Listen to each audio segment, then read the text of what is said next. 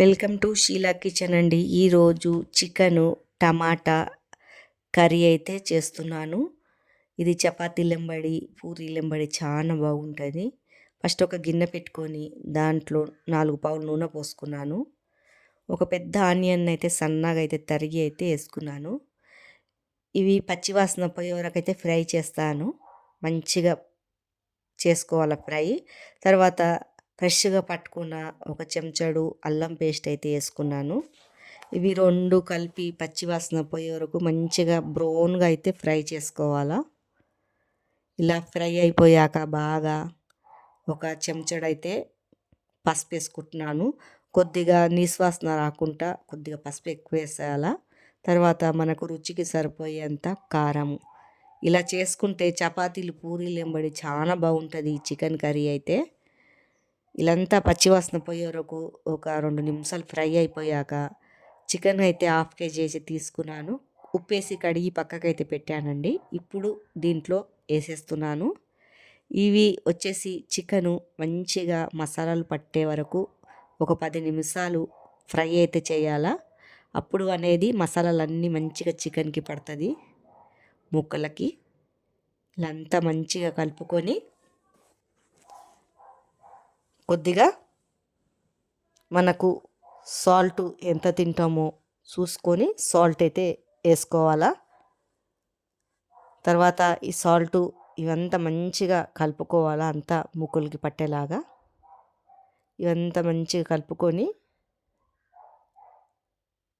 ఒక 5 నిమిషాల వరకు కలుపుతూనే ఉండాలా. కింద మాడిపోకుండా సిమ్ము మంట మీద పెట్టాలా, మంట ఎక్కువ పెట్టొద్దు.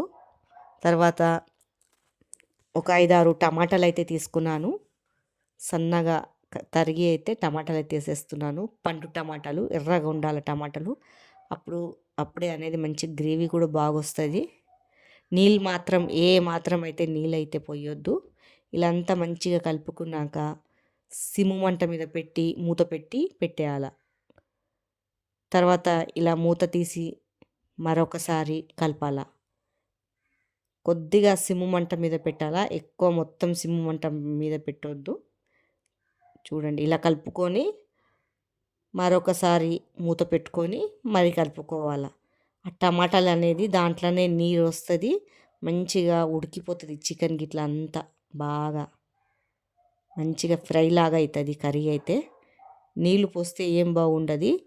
ఈ నీళ్ళు పోయకుండానే టమాటా చికెన్ కర్రీ ఇలా చేసుకుంటే చపాతీలు ఎంబడి పూరీలు ఎంబడి మన బగారా రైస్ ఎంబడి చాలా బాగుంటుంది. తర్వాత పైనుంచి పట్టా లవంగ్ ఇలాచి చికెన్ మసాలా అయితే వేసుకున్నాను మిక్సీ పట్టుకొని. ఇవంతా మంచిగా మసాలాలంతా పట్టేలాగా కలుపుకొని ఒక 2 నిమిషాలు మూత పెట్టేయాలా. తర్వాత కొత్తిమీర, పుదీనా, కలేమాకు ఇలా పైనుంచి అయితే వేసుకొని మంచిగా అయితే కలుపుకోవాలా. ఆ ఫ్లేవర్ అంతా దీంట్లోకి వస్తుంది. ఈ పుదీనా, కొత్తిమీర ఇవన్నీ వేసాక ఒక 2 నిమిషాలు అయితే ఉండనియాల. చాలా మంచిగా టేస్టీ అయిన చికెన్ కర్రీ అయితే రెడీ అయితే అయిపోయింది. ఈజీగా 10 నిమిషాలలో చేసుకొని రెడీ చేసుకోవచ్చు. ఇవి బ్యాచిలర్ అయినా మనమైనా 10 నిమిషాలలో చేసుకోవచ్చు. ఎక్కువ టైం కూడా పట్టది. టేస్ట్ మాత్రం చాలా బాగుంటుంది. మీకు ఈ కర్రీ నచ్చినట్లయితే లైక్, సబ్స్క్రైబ్ అయితే చేయండి.